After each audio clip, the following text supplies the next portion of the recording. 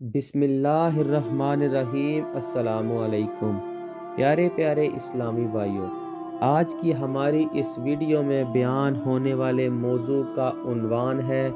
غصے کے اچھے یا برے اثرات۔ کسی خلاف طبیعت چیز یا بات پر نفس کا جوش مارنا، اس کیفیت کا نام غصہ ہے۔ غصہ بذات خود نہ اچھا ہے نہ برا، بلکہ غصہ اپنے اچھے یا برے اثرات و ثمرات کے لحاظ سے اچھا یا برا ہوا کرتا ہے۔ اگر کسی انسان میں بالکل ہی غصے کا مادہ ہی نہ ہو تو وہ انسان بہت سے انسانی کمالات سے محروم رہ جائے گا، یہاں تک کہ وہ اپنی جان و مال کی حفاظت کا بھی اہل نہیں رہے گا۔ ظاہر ہے کہ سانپ کو مار ڈالنا، چوروں اور ڈاکوؤں سے لڑنا، کفار سے جہاد کرنا، مجرموں کو سزائیں دینا، یہ سب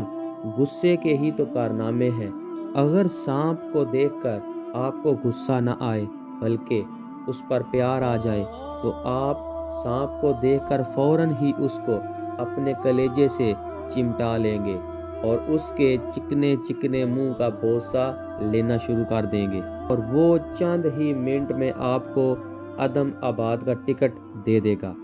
اور ذرا دیر میں نہ آپ ہندوستان میں رہیں گے نہ پاکستان میں، بلکہ بغیر ویزا یا پاسپورٹ کے آپ قبرستان میں پہنچ جائیں گے۔ یہ غضبی قوت اور غصے کی طاقت ہی کا کرشمہ تو ہے کہ آپ سانپ کو مار کر اپنے سرمایہ حیات کی حفاظت کا سامان کر لیتے ہیں۔ آپ کو اپنے دشمنوں پر غصہ آتا ہے،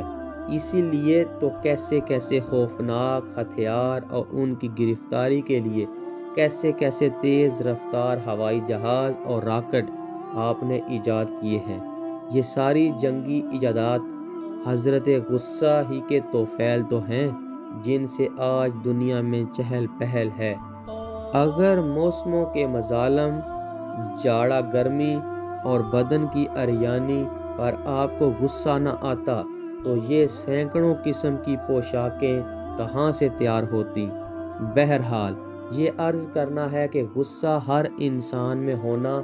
کمال انسانی کے لوازم میں سے ہے، اور غصہ فی نفسی اور بذات خود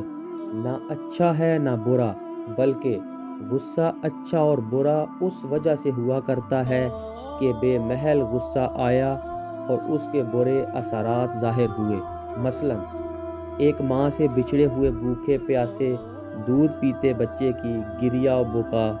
اور اس کے رونے پر آپ کو غصہ آ گیا اور آپ نے اس بچے کا گلا گھونٹ کر اس کو مار ڈالا، تو ظاہر ہے کہ رحمت و شفقت کے موقع پر آپ کا غصہ یقیناً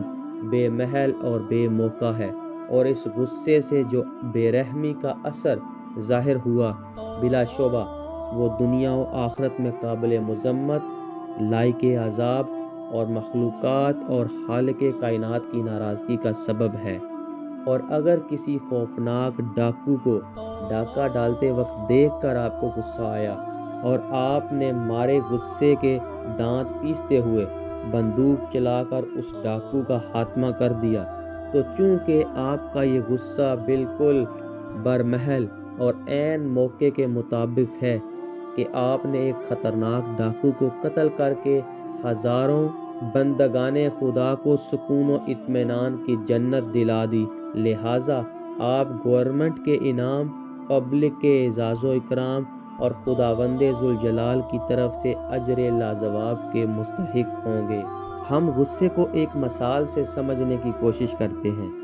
گویا یوں سمجھ لیجئے کہ غصہ ایسا ہی ہے جیسے استرا۔ ظاہر ہے کہ اگر استرا سے حجامت بنائی جائے تو یہ بہت ہی اچھی چیز ہے،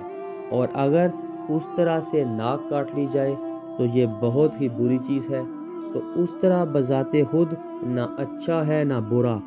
بلکہ اگر اس سے اچھا کام لیا جائے تو یہ اچھا ہے، اگر اس سے برا کام لیا جائے تو یہ برا ہے۔ بس غصہ بھی بالکل ایسا ہی ہے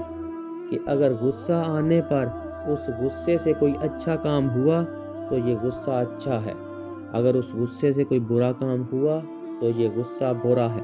اس لیے نہ یہ کہنا صحیح ہے کہ ہر غصہ اچھا ہے، نہ یہ کہنا صحیح ہے کہ ہر غصہ برا ہے، بلکہ حقیقت یہ ہے کہ غصہ اچھا بھی ہے اور برا بھی۔ حضور صلی اللہ علیہ وآلہ وسلم کے ارشاد گرامی کا یہی مطلب ہے کہ جو شخص غصے کی حالت میں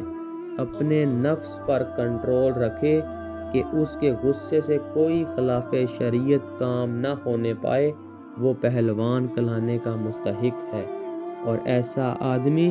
دنیا و آخرت میں اجر و ثواب کا حقدار ہے، کیونکہ اس کے غصے سے کوئی برا کام نہیں ہوا، لہٰذا اس کا غصہ برا نہیں ہے۔